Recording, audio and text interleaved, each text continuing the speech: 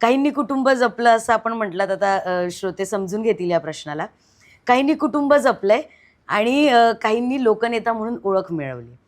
तर आता ती जी कुटुंब जपणारी आहेत त्यांच्याकडे सुद्धा कुठेतरी हिंदुत्वाचा वारसा, बाळासाहेब ठाकरेंचा वारसा आहे. तर काय सांगाल, नेमकं हिंदुत्व कोणी जपलंय आणि नेमकं ओरिजिनल शिवसेना हे जे वाक्य मी खूप आता हे खूप ट्रेंड आहे सध्या की वी आर ओरिजिनल, तर हे कुठे, म्हणजे तुम्ही कसं जस्टिफाय कराल?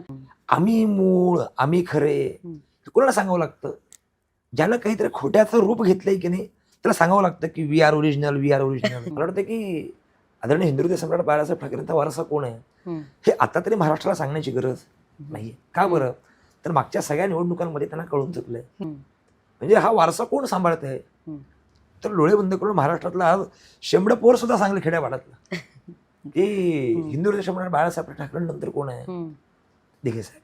दिघे साहेबांनंतर कोण आहे? तर एकच महाराष्ट्राचा लोकनाथ एकनाथ.